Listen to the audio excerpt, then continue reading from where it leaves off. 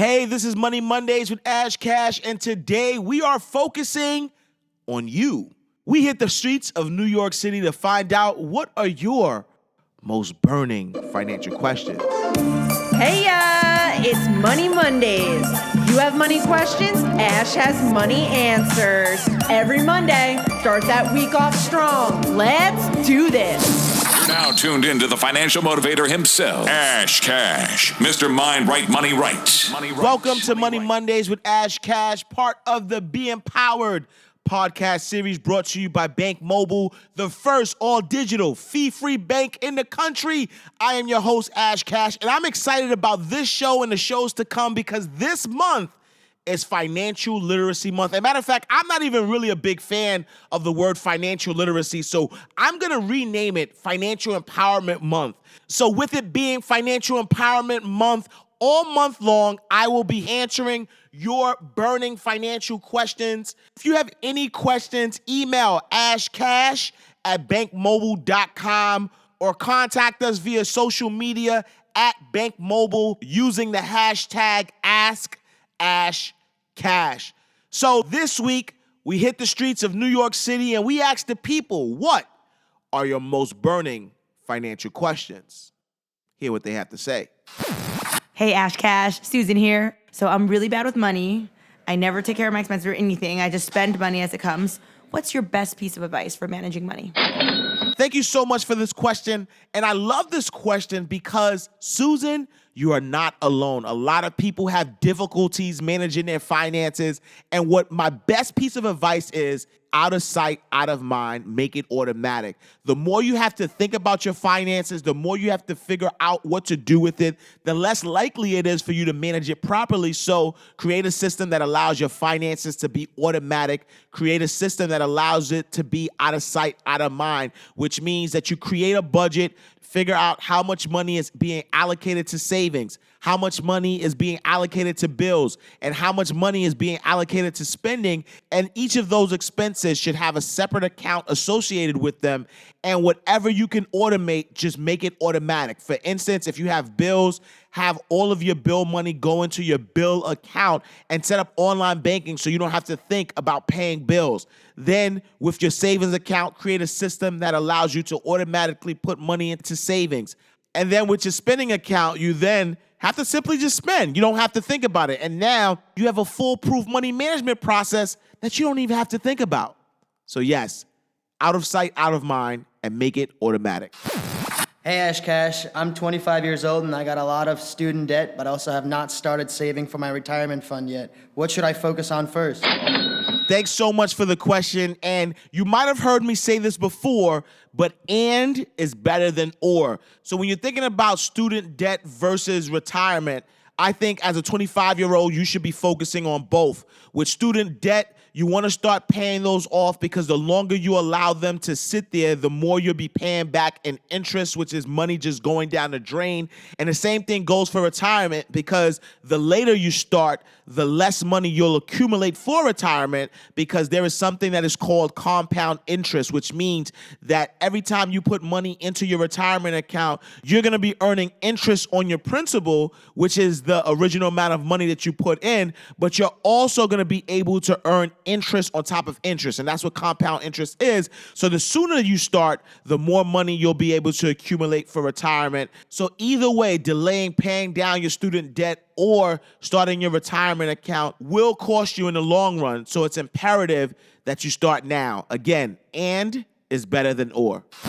Hey, Ash Cash, Olivia here. My question is, as a 23-year-old who doesn't have savings yet, should I be nervous that I'm living paycheck to paycheck? Hey, Olivia, I appreciate the question. And I wouldn't necessarily say you should be nervous that you're living paycheck to paycheck, but I would say that today you should begin the process of paying yourself first. If you're living paycheck to paycheck, that means that you have income coming in, but you do not have any process in place just in case any emergencies were to happen. So anytime you get paid, make sure that you automatically are putting a portion aside for emergencies and for savings. And my rule of thumb is that you should have at least 6 to 8 months of expenses in an account. So that means if your expenses are $1,000 per month, you should at least have $6,000 to $8,000 in an account. But don't look at that number as a big number and say to yourself, well, how am I going to get there? Just put the process in place, because as the saying goes, every journey starts with a small step. Pay yourself first. Hi, Ash Cash. I have a question about student loans. What do you think the best way to pay them off the fastest is?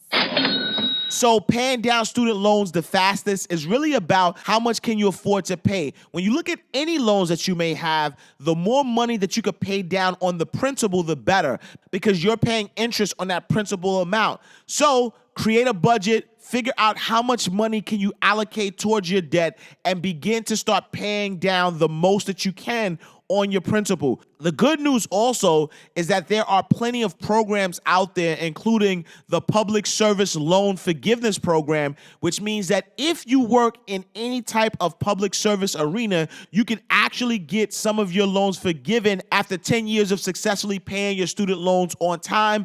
So make sure you figure out whether you qualify for that program, because in that case, it wouldn't make sense to pay more down on your principal balance. It would make sense to pay the least amount for 10 years, and that way the rest will be forgiven. So again, it's really about seeing how much you can afford by creating a budget, but find out if you qualify for any programs that will help eliminate your student loan debt.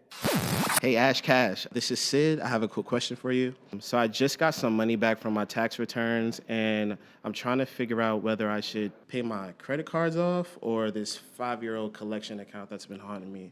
Help me out, man. And I love this question because a lot of people don't know what to do as it relates to their debt when they have a lump sum of money. And what you have to keep in mind is that your credit is broken down into 5 categories. 35% of your score is your payment history. 30% of your score is your usage ratio. 15% of your score is the length of credit history, meaning how long you've had credit. 10% of your score is your credit mix. The other 10% of your score is any new credit that you have. So that 35% of your score, which is your payment history, which also includes any collection accounts, has already taken a toll. So the fact that this collection account is on your credit report means that it has affected your payment history. The good news is that if you establish credit or establish that you're paying your bills back on time, the older the debt is, the less effect is going to have on your payment history. But now let's move to that 30%, which is your usage ratio. The fact that you have credit card debt means that you may be going over your usage ratio, which is 30%. You shouldn't go over 30% of your credit limit or you'll be negatively impacting your score. So if you have money to pay down your credit cards, I would say do that, because that is what's active on your account. Again, a 5-year collection account has already taken its toll on your credit. And the good news is that the statute of limitation on collection accounts is 7 years. So if it's not a student debt, if it's not money that's owed to the IRS or the government, or if it's not money that you're being sued for, then after 7 years, it's going to fall off your credit report and you're legally not going to be liable for that debt. So you might as well pay down that credit card debt and let time work in your favor. So there you have it. I appreciate all the questions. Make sure if you have any financial questions for me, send me an email, ashcash@bankmobile.com, or you could contact us via social media at bankmobile using the hashtag AskAshCash. Tune in next week as we continue to answer your financial questions. This is Money Mondays with Ash Cash, and I'll see you next week. Same time, same place.